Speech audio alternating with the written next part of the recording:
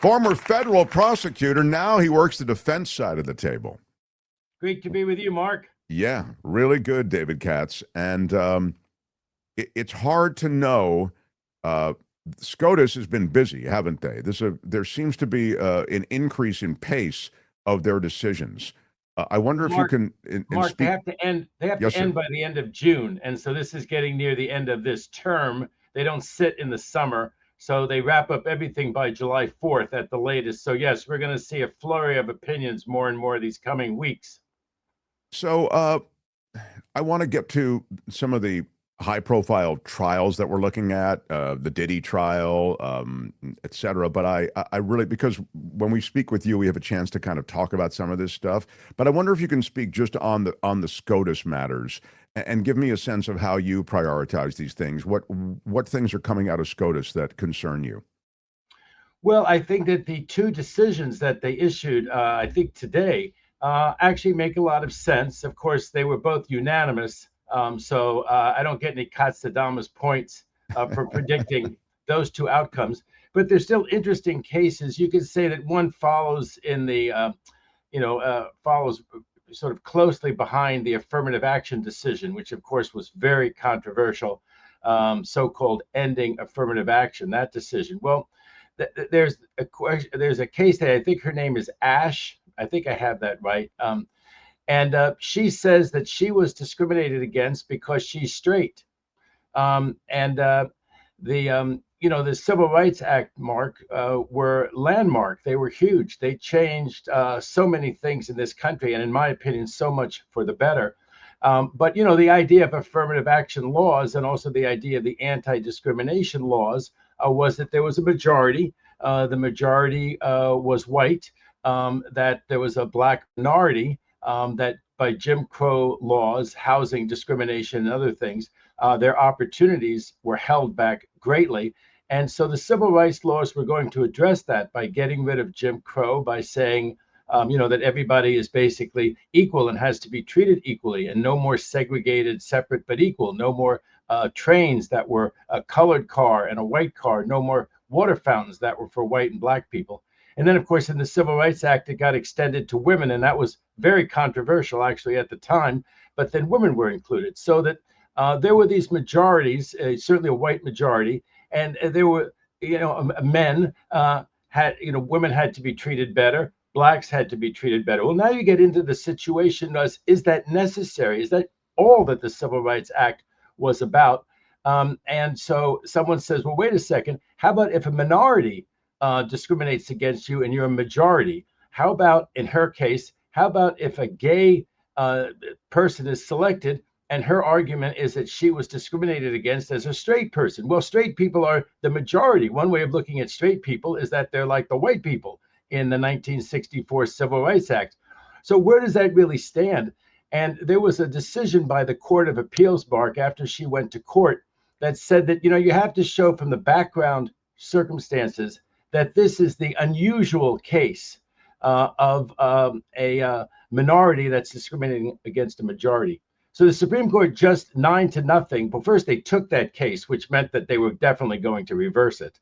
And they were going to say that there actually was no such standard that for someone like her. But this would also be for a person who says they're white and says that there was this coterie of black people being favored, or there were black decision makers who were just discriminating against me because I'm white. Again, the majority. How it comes out with women and men is really interesting, because women are a majority, but they certainly in the original Civil Rights Act were being treated as a disfavored minority, someone whose rights were being violated by the male power structure. So to bring us back to this case, the U.S. Supreme Court said 9-0 that there is no such standard, that the Civil Rights Act say any individual who's being discriminated against. And so she was an individual who could be allowed to show that she was discriminated against. One other interesting twist in her case is that when she was in the trial court where she lost in the let me get that right. No, she actually won in the trial court. She won in the trial court, and then that was reversed by the Court of Appeals. And then that was in turn reversed by the U.S. Supreme Court that said there is no such standard and that any individual can show that that individual has been discriminated against as long as they can present enough evidence. But yes, there she is. In her case, she said originally in her pleadings that it was two straight people who discriminated against her as a straight person, that they wanted a gay person to be supervised above her. And then when she didn't get the job to be the supervisor, but the gay person did, then they also tried to demote her to a job. And she said the demotion was also because she was a straight person. And she was allowed to go forward with her suit on that basis. Later on, I think she tried to amend her complaint or say that actually one of the decision makers was gay. So that was kind of an interesting issue in the case. Do you have to say that a gay person discriminated against you because you were straight? I think that's all out the window. I think as long as you have evidence to show that you were discriminated against, and of course, this case is going to have reach, especially in view of the affirmative action decision. This will open the door quite clearly, I think, now to anyone who says, a friend of mine claimed that when he went out to Hawaii, he had a lot of trouble being discriminated against by the Hawaiian, the Hawaiian people, that they treated him as an outsider and discriminated against him as an outsider. No idea whether that's true or not, but certainly that kind of a claim, whether you view them as a majority or minority, maybe a majority in Hawaii or a majority on that island, there's certainly not a majority in the United States, right? So I think it basically says if you feel that you were discriminated against because you were not, a Hawaiian ancestry in Hawaii, again, you have to get yourself in under the civil rights laws. But the basis of the discrimination mark, I think, can be anything as long as you have the evidence and you show that. So this is going to be, someone says so there was affirmative action. And of course, that's become very controversial with Trump, but they say, hey, there was affirmative action in this place. This also gets us into the whole DEI spiral that I'll try to stay out of in this discussion. But they say, look, there was affirmative action. And this particular group, they talked about this in the case. Detroit is largely black. Michigan is largely white. The United States is largely white. If you start to say majority, minority, what group are you talking about? I think now, Mark, it doesn't matter what group that you're talking about. I think all that's out the window. You simply say, I didn't get this job and I have some evidence. Now, of course, that's very difficult to find that evidence, to find a memo that says, hey, let's have a gay person in this job. Sure, but maybe, and Beth like is saying this, maybe the gay person was better qualified, but the reality was the plaintiff in this case, she had been with the corrections institution for 10 years, and the person they hired, the gay person, this is again all in these documents, was hadn't been there as long and wasn't as qualified. Again, this was her argument. She demonstrated it in court. So but I love what you've said, because you've sort of said, hey, the framework of who the majority is or what the majority is and what the minority is, that's going to change from venue to venue, state to state, place to place. And wow, it's now, and I also love that you point this out, in this new anti-DEI world that the Trump people have created, there's going to sort of be a blowback at anything that can be perceived to be. I mean, people are maybe going to find themselves with a foothold legally to suggest, hey, as an anti-DEI thing, I want to bring this. I was the victim of DEI. I didn't get this job because of the fact that they wanted somebody who more represented a DEI hire. Well, Mark, there certainly will be more lawsuits, including in federal court, by people saying, I'm a man who was discriminated against because I'm a man. I'm straight. I was discriminated against because I was straight. There will be more lawsuits like that. I'm an Anglo who was discriminated against because they had a pro-Hispanic bias. Now, of course, as you say, the evidence in the case is still what's really important. And the evidence in the case does seem, from what we've seen so far, to point in her favor. I think there was someone who had either not completed college or just completed college who was hired over her, a less experienced person. And it was, 2 out of 2. Yeah, she didn't have it. That's exactly right. The gay person had been in the department for a shorter time, and unlike Ms. Ames, lacked a college degree. Just reading the summary here, yeah. So I think that's a big. I think that will be a big part of it. I think it will have an impact on those kind of cases. And so the other. Do you want to talk about the other U.S. Supreme Court? Yeah, I think that's it's huge. There are a couple of huge ones. Please go ahead. So the other one had to do with guns. This is a fascinating case. Mexico actually sued, and people may be surprised, can foreign governments sue? But there's certain laws that give certain people a right to sue. There's a lot of standing, actually, if you claim that you're harmed. Some people try to use our courts, foreign countries that try to use our courts. They also try to use the British courts, by the way, because in the United Kingdom, there are like more ample libel laws. It's easier to prove libel. So people try to shop their cases to the UK courts. And people, it's been said, try to shop their cases to our courts because there are some expansive views of standing and jurisdiction. So to put that, that may be the first thing people may be shocked. Mexico? What, Mexican company? No, Mexico. The government of Mexico filed this lawsuit that said that their country and their citizens are being harmed by the fact that the American gun manufacturers encourage, this is their argument, encourage, aid, and abet the shipment of guns into Mexico because they produce so many, like AKs, AR, I forget which one it is right now, the one that fires almost like a machine gun. They produce so many of those, and they also have Spanish language slogans on them, on some of them. And so that whole combination of conduct, how many they produce, the fact that they know that they go to Mexico, the fact that they keep manufacturing so many of them, the Spanish slogans, all of that is enough to show that they aid and abet these crimes that take place, this mass violence that takes place down in Mexico. 9-0, again, unanimously, the U.S. Supreme Court said, no, that lawsuit cannot be pursued. One of the things is that they say that standard of aiding and abetting was not met, that even if the companies were indifferent to the fact that that's how their guns were being used, indifference is not alone. And this is important because of the tech cases. That was the same argument that's been made in the tech cases, that the tech companies aid and abet violence by the kind of content that they allowed to be published. But in that case, too, they said at worst, the tech companies are indifferent.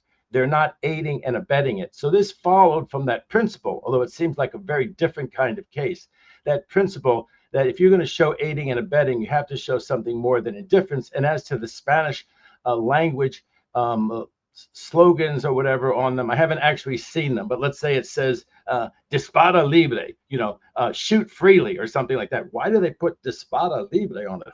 Who but a Mexican would understand it? And the Supreme Court said, no, there are so many Spanish-speaking Americans, right? So many Spanish-speaking people in America, and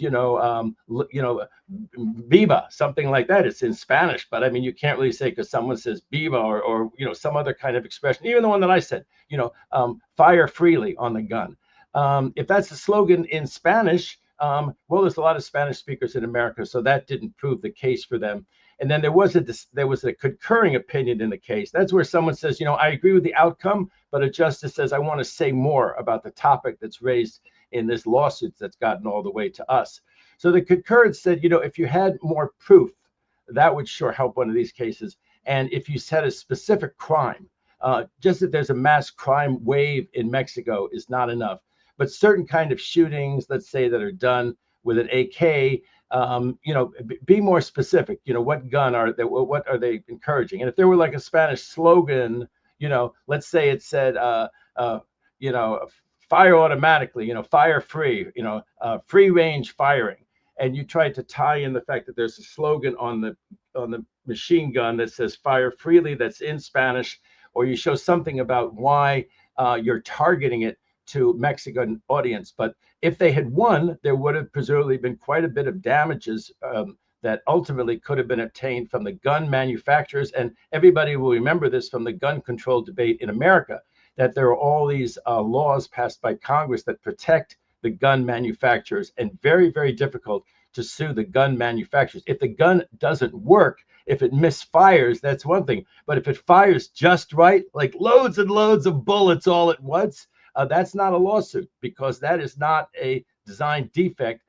If a gun operates properly, even if it's a very dangerous gun like that, but it doesn't misfire, it operates dangerously just the way it's supposed to operate dangerously, that actually was covered. That was one of the notorious Bush era laws that protected the gun manufacturers in America. So in this case, Mexico has no case, as it turns out, in this gun violence. They can't turn to the American gun manufacturers. There was a judge ruling that I wanted to ask you about. You made me think Mexico, and you're speaking Spanish, and it made me think of the deportees, and they had legal challenges that a judge is now ruling that these legal challenges have to be facilitated by the Trump administration. They have to essentially hundreds of Venezuelans deported from the United States to El Salvador. Just reading from the Reuters piece.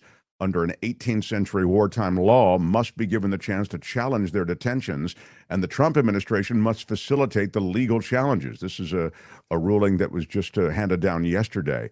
So I wonder if you can speak to this. I had sort of a grim view. It'll come as no surprise to you as to what will happen with these people, and the one sort of most celebrated case, the case of Abrego Garcia.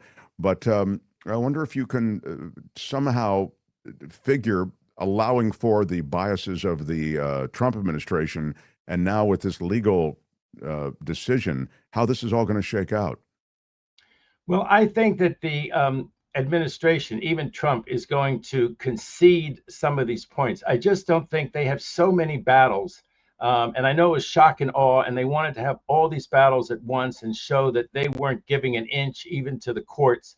But it's just a losing thing, because if you keep being intransigent and contemptuous toward the courts, the federal courts will win that battle. They will ultimately win that battle. Now, they've delayed like crazy. What these judges want to, well, the first thing is that the U.S. Supreme Court said unanimously that the Trump administration has to facilitate the return of Abrego Garcia. Remember, Abrego Garcia was deported over an order of a federal judge that he not be deported. They absolutely broke the law. They conceded that this was an administrative error. An error is an error, and they're not correcting this error. And there's made similar errors. There turns out to have been another person on the plane who's really another Abrego Garcia. There'll be other people who, while they didn't have an express judicial order, they had some kind of status in America where it was clear under the law that there had to be more process before they actually got stuck on a plane. There's also the mess over the people who got sent to South Sudan, who are not from Sudan or even from Africa. That one is also a disaster. And with the Supreme Court having said that it has to be facilitated, what these trial judges are doing, like this judge, I always mispronounce her name, in Maryland, but what she's ordered basically is discovery. Once you have some discovery, you can kind of get to the bottom of who did what and who has to be ordered to comply with what the judge wants them to do, and who can be held in contempt if they don't do that. And of course, the government has totally stonewalled. I think the lawyer who said in court that it was an administrative error has been reassigned or fired. So the lawyers go in there and they stonewall. They know they're going to be punished in their jobs if they do anything that Trump doesn't like. And so and then they finally do turn over some discovery, and it's all redacted. There are all the blackouts all over, including the names and the dates that things happened. So the judge's latest thing is that she said that they can go ahead, the plaintiffs, the people who are representing the wrongfully deported folks. The wrongfully deported folks' lawyers have been allowed to proceed with contempt in front of her. And the government has been given a week. They wanted 2 weeks, but given a week to respond to why they shouldn't be held in contempt. And I think she's going to start holding people in contempt if all she gets are redacted documents. And then as to many things, they say that these are state secrets. And Mark, this is a misuse of the state's secret privilege. When a plane took off from Texas is not a state secret when it happened weeks and weeks ago. This didn't have anything to do with Russia or Ukraine. It had to do with a flight that was going down to El Salvador, leaving an American, basically prison complex. You're saying that that information should be readily available, is your point? Absolutely. Yeah. And just on that, there was a judge who handed down a ruling against Secretary of State Marco Rubio, saying that, on that Columbia University, Mahmoud Khalil, who was a pro-Palestinian activist.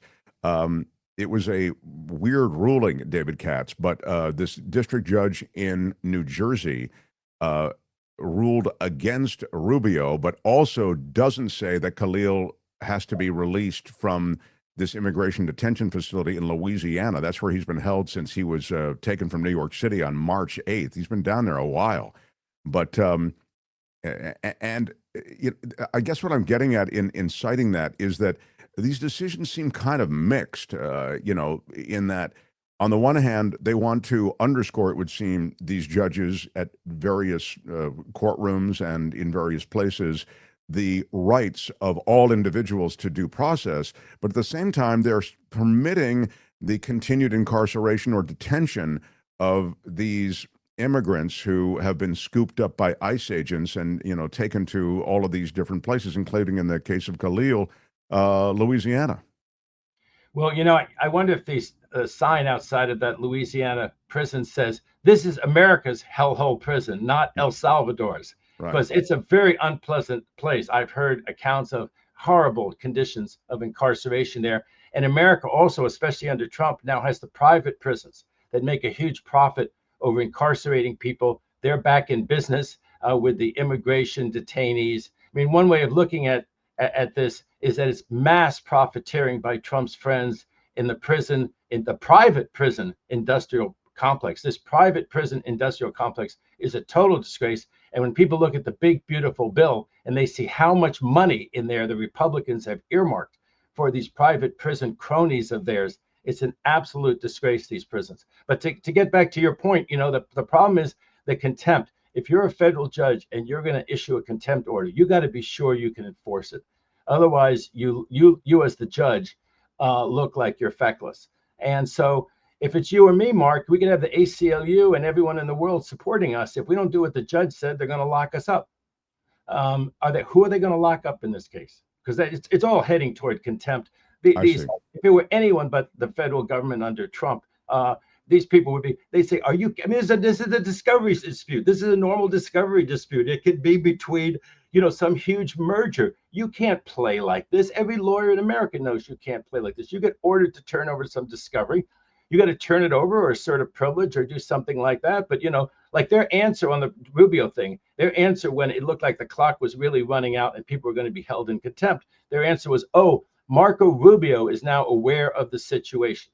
That's like, when that happens to, I don't know, pick a car company. If that happened to Toyota and Toyota said, now the president of Toyota is aware of what's going on, the judge would say, "I don't care. I ordered you to do X. You haven't done X. This is the day by which you have to do it. Get out your toothbrush, Mr. Lawyer." He said, "Well, wait a second. No one's telling me the truth at the company."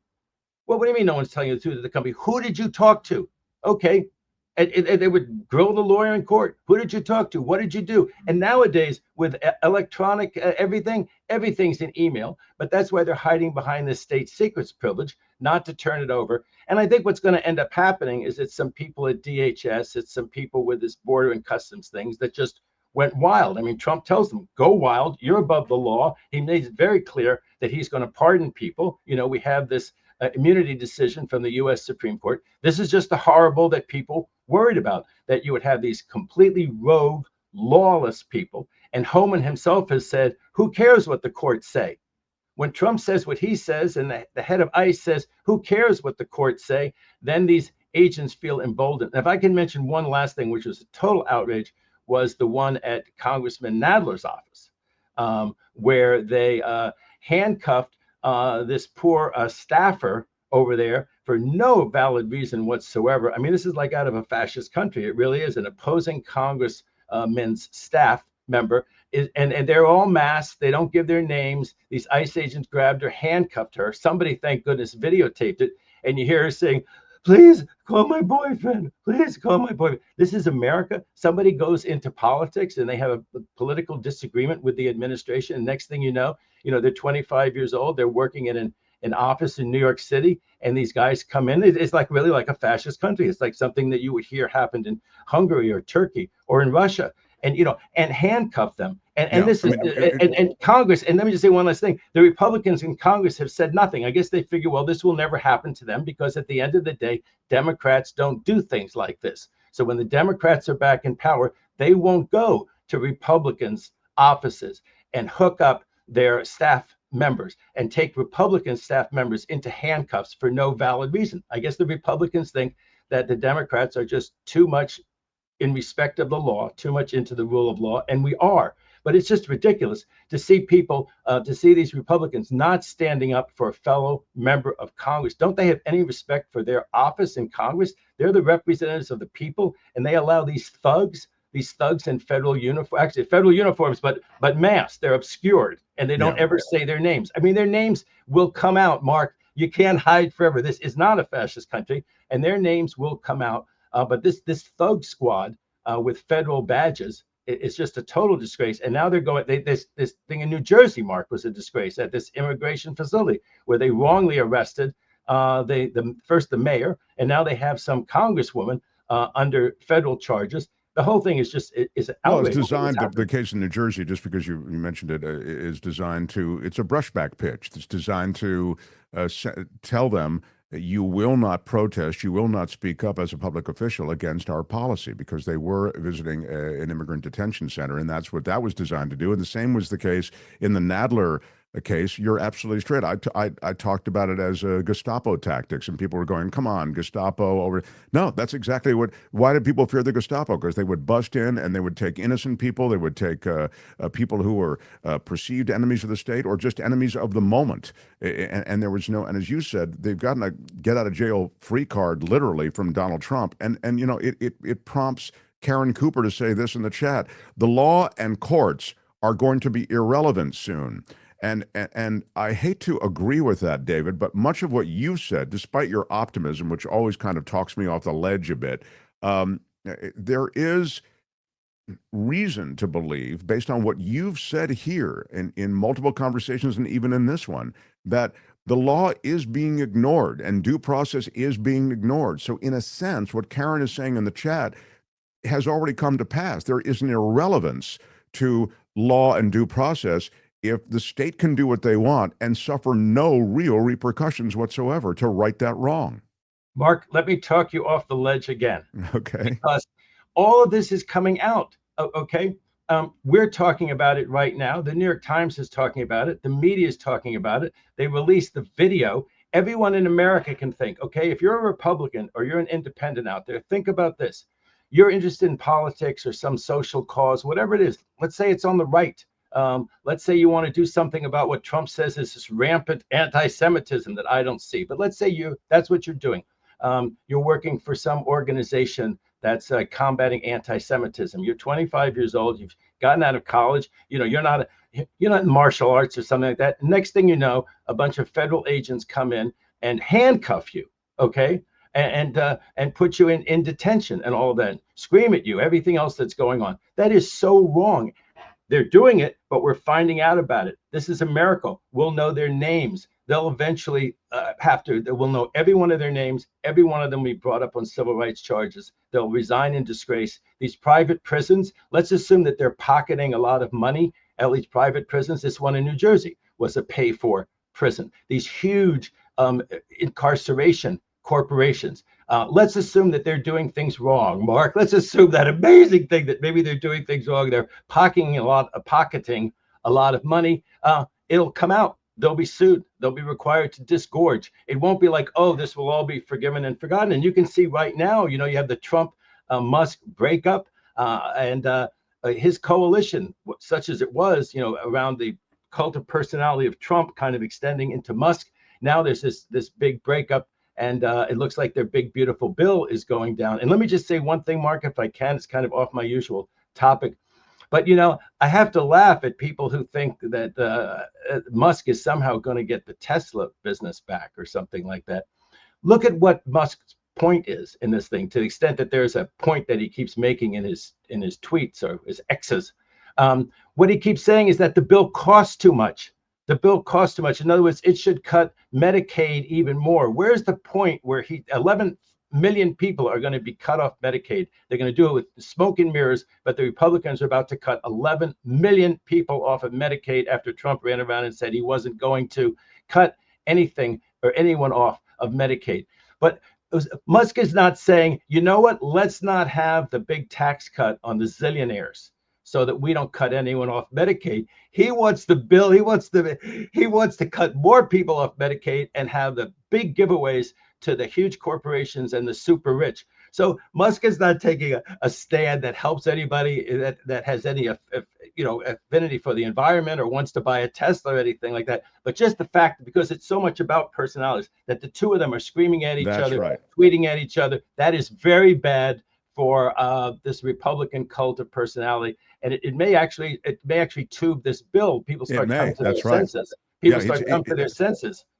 Musk has put a stink on this bill, and as you say, the stink comes from the wrong place. Is to say, he thinks that they haven't cut enough, but it's stink nonetheless. And the way the media covers this stuff is all about the bromance being over. I mean, even we talk about the fact that the nature of the relationship between Trump and Musk has changed immensely. Has it changed, and has it been damaged irreparably? All this kind of thing. That's more about relationship, about politics. It's not about the X's and O's of the bill. So as you say, the X's and O's of the bill, most of the public doesn't see it. They just figure, hey, this guy Musk, who is doing all this cuts, he says that they're not cutting on this bill and it's just going to create a big deficit. And that, as I say, puts enough of a question mark over the bill that it may, as you say, tube it. Yeah. Well, the other thing that's great is that Trump can't resist fighting back and trying to say anything bad that he can about Musk. So they're going to just say that Musk's real reason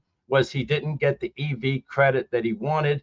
He wanted the taxpayers to keep giving all of this money away so that there could be a huge reduction of the price, a huge rebate on his Teslas. And Trump stood up to him, and that's what he's really upset about. And he wanted to have Starlink take over the FAA. That's why they were saying all those bad things about the FAA and everything else. I remember that one where they were all DEI hires. And of course, once he came in with his Starlink, so that was just a big front for him to try to get Starlink that contract. And then there's another huge contract he's trying to take over from somebody, and they're going to make it look like, well, Musk just didn't get his way. He was so greedy. It was too much. Of course, no greed is too much for Trump. So that's not the real thing there. But in a way, I think it's really good because in my own opinion, I was worried that Musk was really trying, Mark, to get in these Starlink, to get all of these things. I was worried that there wasn't going to be competitive bidding, that he was going to use his access to Trump to have worse products foisted on us. That's what I thought. That's my opinion. And I feel good that maybe the independent agencies won't be trashed so much that people will look at him. Anyone who thinks that Musk is somehow being better in their eyes, just remember what he did to U.S. aid. That was all Musk. U.S. aid, letting all of that stuff rot. There are thousands of poor kids, starving kids in the world who starved. Hundreds of thousands. Because the world's richest man had his vendetta against U.S. aid, and he used his vendetta against all these other people for for having the temerity to have investigated Musk's companies. Yes. And Musk companies, Mark, were investigated like everyone else was. These regulatory agencies, they investigate things. And instead of saying, that's part of doing business in America, he was lucky enough to be allowed to come here. Talk about a guy who's against immigrants. He's an immigrant himself, Musk. He was given all these advantages in America. And now he wants to do those things to U.S. aid, to our reputation, our American reputation for being the most generous people in the world who send that food to poor, starving people around the world. Why does Musk want to tarnish our reputation as Americans? And in all these other ways that he tarnished our reputation for months and months when he had power to do something. So in my book, he's kind of irredeemable. Yeah, the personal vendetta led to all of that. He wanted to get USAID off his back. I detailed it hours after he went after USAID. We talked about it on this show. And the fact is, much of that money was appropriated. So as David has said, those foodstuffs that would have made such a difference to famine relief worldwide, particularly on the continent of Africa, that stuff all spoiling on docks everywhere because the money for the follow-through to deliver all of that gone. It's Mark, can I say one last thing? It's truly a scandal, and it's a kind of degradation of this nation and our reputation that is grotesque. Go ahead, people David. Who say there's not a dime's worth of difference between the Democrats and the Republicans, that's not true. Every Democrat in the Senate stood up to do something about these crazy executive actions, these heartless executive actions that Trump was taking one after the other. And 4 Republicans could have stopped it. 4 Republicans could have stopped Every one of these things. All they had to say was that we're not going to go along with this. We're going to. They didn't even do an expression of the Senate by a majority. They couldn't get 4 Republicans to join them to say that these things were terrible. They couldn't get 4 Republicans to join them to say the tariffs were terrible. You see what's happening to the economy right now? It's starting to hit. Unemployment. The docks down here are deserted. I flew over them the other day. It's like, where are all the ships? You know, when you fly over Long Beach and you look down, it's like, where are all the ships? We have one of the leading logistics experts in the world who's going to be on with us next week, and we're going to talk about that. And as you say, and now we've seen steel and those tariffs go up, and now the multipliers are getting higher and higher. You've got a 50% tariff on steel, on imported steel. You've essentially cut off imported steel from many of those businesses in America that use that steel. I mean, it's everything from, cans and containers that we find in our kitchen to construction projects. So I couldn't agree more. I'm so late. I couldn't get to I really wanted to get to that migrant, they call it a parole program, the one that Trump was suspending, but I think they're reinstituting it now. I saw that in Boston, a federal judge ordered Trump's administration to resume processing the applications from migrants who want work permits or lasting immigration status. They call it parole program, but it was really, he was trying to eliminate it completely. And maybe you can give me 30 seconds on that, because I thought that was pretty significant. It's the expression of being paroled into the United States, which is, if you think of parole in the criminal context, it's you're allowed to walk around free, but under some conditions. So the immigrants are allowed to walk around free in the United States, but under many parole conditions. So parole is being used in that way. I hope that ends up being the final decision of the courts. Do we have any time for any of the criminal cases that came up? Or I really don't. But if you want to, you can pick one. You've got Diddy, Girardi. Go for it. If you have one, real quick though, please, David. Okay, real quick. A lot of people haven't paid attention to it because of Diddy, but Harvey Weinstein is on trial for the second time. The case is in closing arguments. He's tried to blame the victims. I'm not making this up. He actually found a lawyer who argued to a jury. It may sound crazy, but Harvey Weinstein is the victim in all of this. And you know what? It does sound crazy. I can't believe that he made that argument to a jury, but that just happened. That case is going to go to a verdict very soon. The difference in the Harvey Weinstein case, round 2, as opposed to round 1, is that they're not allowed to get in what is called the prior similar acts. In other words, the accounts of other women who are not count victims. In other words, they're only allowed to bring in the testimony and the evidence about the 3 women. I expect that Harvey Weinstein will be convicted again. The last thing is Girardi. Tom Girardi has really changed people's lives. They've changed the bar conditions here in California on account of his taking money out of his trust fund and not paying the claimants properly. He's the one who, a lot of people know him for being married to, she's a Real Housewife of, I forget her name. I think, or something, or Orange County, I don't know which one. He had this sort of lifestyles of the rich and famous lifestyle as a plaintiff's lawyer. But apart from that, the money that he stole was also in some very high-profile cases, right, David Katz? It was 2 of the air crashes, but they were prosecuted in federal court in Detroit. That case has been dropped because the news flash is that he got 7 years in prison. He was, I think, really mentally impaired toward the end, but not mentally impaired enough that the judge didn't think that his problems could be addressed in the Bureau of Prisons. I think the Bureau of Prisons is overrated for how well they can address medical and psychological conditions, but the judge was satisfied. And of course, Girardi's is an egregious case. So even though he's, I think, 85, and I do think he does have some mental impairment, maybe, he dressed it up a little bit, but I do think he really does have mental impairment. But he took victims' settlement money and used it personally. I mean, he was it's horrifying what he did, right? I mean, it's horrifying. It's horrifying. I guess it's just the balance. It's just the balance. And I do think that he was, I think that having him in some other kind of facility, like he was in a facility right now, maybe with some more conditions, but he's going to die in prison. And maybe people think that's absolutely what ought to happen, that he ought to die in prison. I guess that maybe that's the criminal defense attorney and me coming out. But the news flash is that he's not being allowed to go to some mental care facility. He's going to be put in the regular prison system. And was he in the Aaron Brockovich case? I want to say he was. Yes, that's what got him incredibly famous, and everybody went to him. And I would just say to people, be careful of these super famous lawyers. Do your own homework, and trust but verify. That's a good rule with all lawyers and all things in life. Trust but verify. Love talking to you, David. Thank you for generously commenting on so many different legal cases. We covered, quite a breadth, and I really appreciate it. Find David Katz across the English-speaking world. He is a coveted legal analyst, and you'll find him here on Thursdays. Thanks, David. Appreciate it. It's great. It's great being with you, and we have a big month with the Supreme Court. This is a big month with the Supreme Court. That's right. Don't call in sick. We're counting on you. Thank you. All right. So long, pal. Hi, it's Mark, and I thought that was great. Hit the notification bell. You'll know whenever there's a new video being dropped, and please subscribe to our channel to help us save the universe.